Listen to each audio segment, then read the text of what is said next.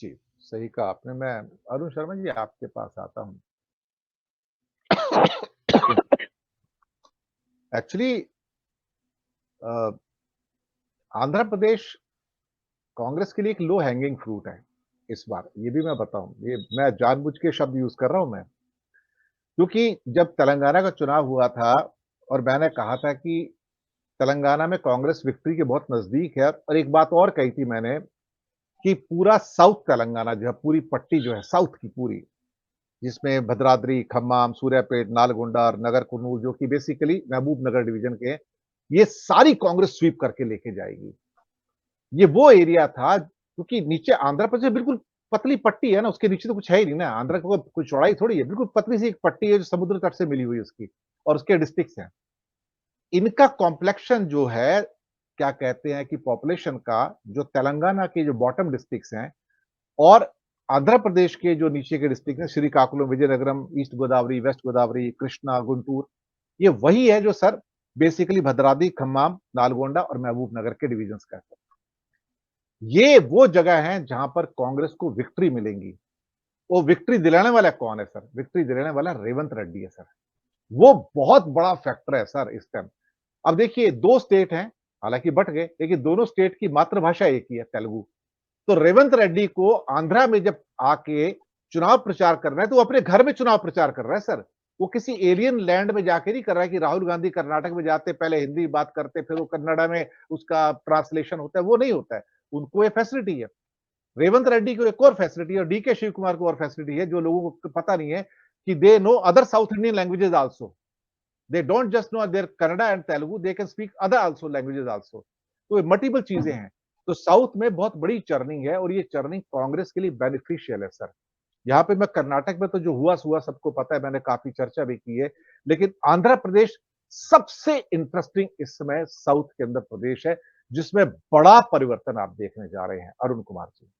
आप कहेंगे, मुझे ब्लेम कर सकते हैं कि मैं पूरा का पूरा आंध्र प्रदेश पे क्यों कंसंट्रेट कर रहा हूं।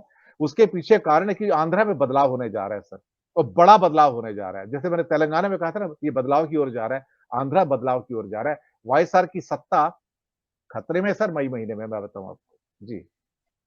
जी सर, आपने मुझे एक ऐसे सीन को याद करने के लिए मजबूर किया है जो स्टेज पे हुआ था।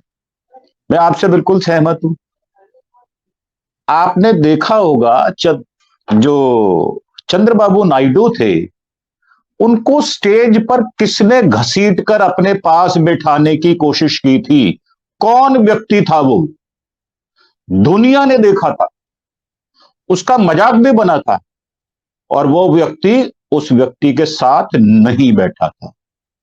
आज की डेट में यह कहना कि चंद्रबाबू नायडू मिल जाएंगे, मुझे तो शायद लगता नहीं है सर। मैं क्षमा के साथ आपसे बात कर रहा हूं। और दूसरी बात ये, मैंने कुछ पॉइंट्स तैयार किए हैं, मैं आपको बता देता हूं। पहले मैं पॉइंट्स बता दूं, फिर मैं बात करता हूं। कांग्रेस को क्या चाहिए? कांग्रेस को चाहिए बंधी हुई गांठें खोलने की जरूरत है। जो गांठें लग गई थी पूर्व में किसी कारण से, उसको खोलो। जो पूर्व में नाराज लोग हैं, उनसे संवाद की जरूरत है सर। संवाद की कमी है। तीसरी बात, एंटी इनकम्बेंसी कहा आपने, जगन रेड्डी की बात की। जगन रेड्डी है कौन? कांग्रेस से छिटका हुआ एक जुझारू व्यक्तित्व। छोड़ेगा नहीं वो, पूरी जान लगा देगा। और सबसे बड़ी दिक्कत क्या है कि आंध्रा की जो लगती है सीमाएं, वो छत्तीसगढ़, उड़ीसा, कर्नाटका, तमिलनाडु, तेलंगाना, बंगाल से लगती हुई सीमाएं हैं, जहां ध्यान रखना बहुत ज्यादा जरूरी है। अब मैं आता हूं पांचवी बात पर। सर, यह कहा जाता है जब कोई एग्जाम हो तो सबसे आसान प्रश्नों को पहले हल करना चाहिए।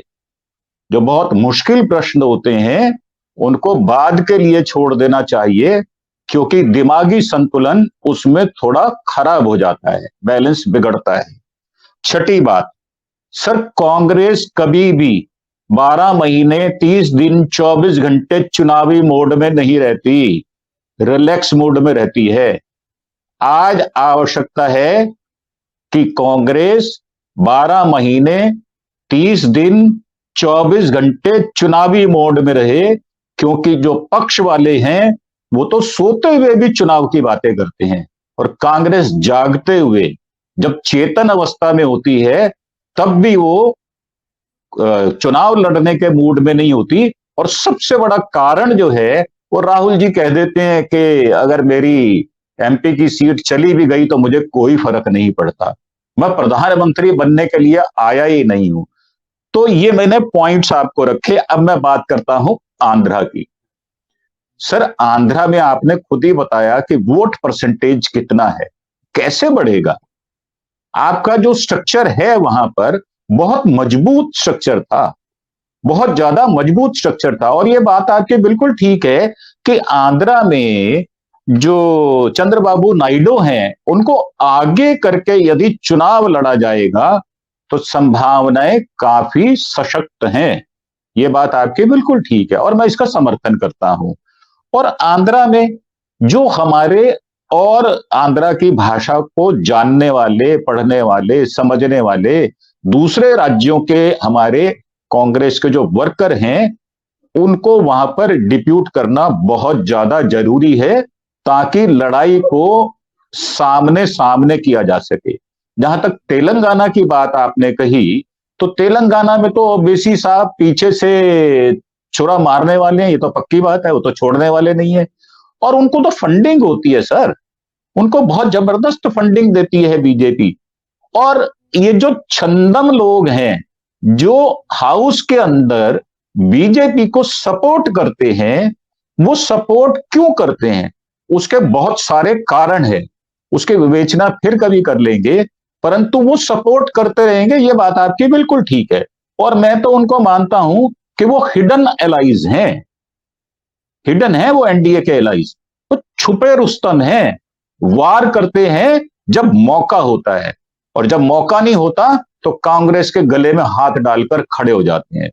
तो मैंने जो बातें आपको कही हैं उन बातों को अगर ध्यान रखते हुए अगर हम कहें तो ये बात आपकी बिल्कुल ठीक है कि जो कमांड है, अगर डीके शिव कुमार और जो तेलंगाना के सीएम बने हैं, अगर उनकी अध्यक्षता में या उनको आगे करके संवाद किया जाए और अपनी व्यू रचना बनाई जाए तो शायद कांग्रेस के लिए ज्यादा फ्रूटफुल होगा, ज्यादा सीटों पर कब्जा कर पाएंगे। ये बात आपकी ठीक है कि केरल में कांग्रेस कमजोर नहीं है, उसके दोनों हाथों में लड्डू हैं।